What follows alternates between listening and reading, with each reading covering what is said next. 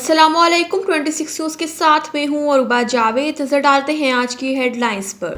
Stock exchange میں شدید مندی، سرمایہ کاروں کے اربوں روپے ڈوب گئے.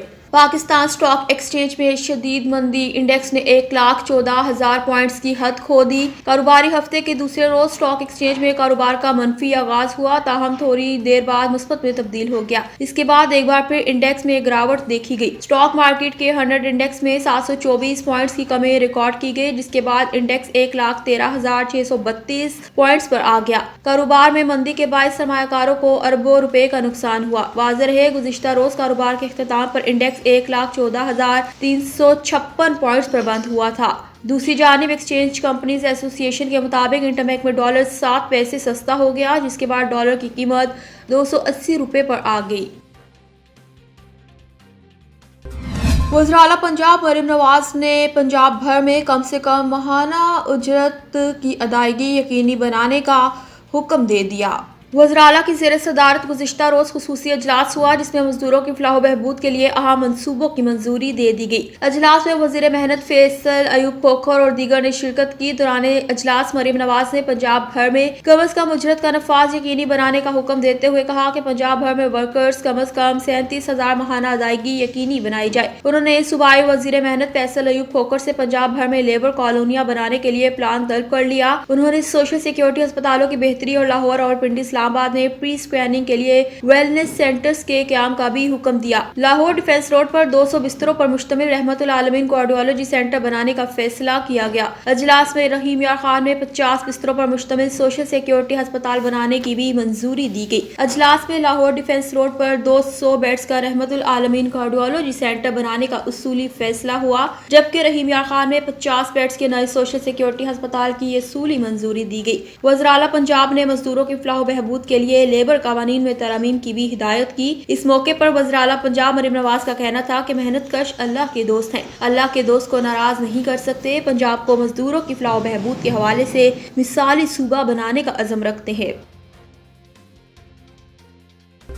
وفاقی وزیر برائے پیٹرولیم علی پرویز ملک نے عہدے کا چارج سنبھال لیا.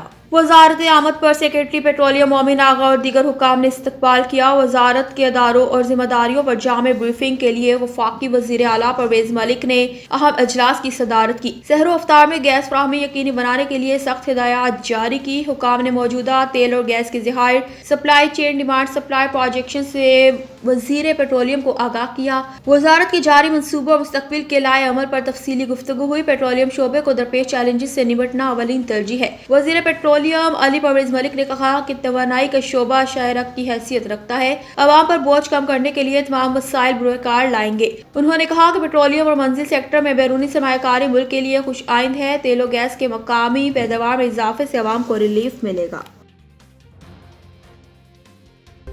پاکستان نے آئی ایم ایف کو زرعی شعبے میں انکم ٹیکس عائد کرنے کی شرح سے آگاہ کر دیا.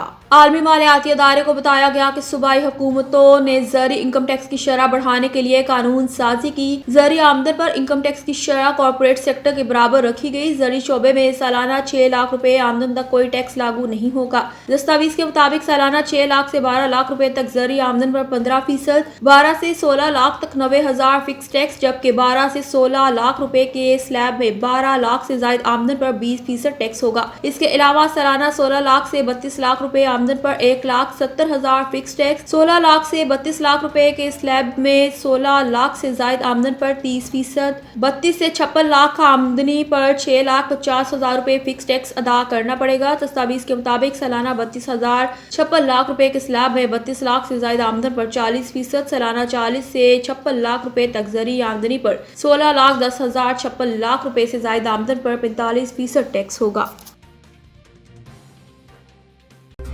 نیوز اسٹوڈیو سے فی الوقت تک کے لیے اتنا ہی. مزید خبروں اور اپڈیٹس کے لیے دیکھتے رہیے 26 نیوز.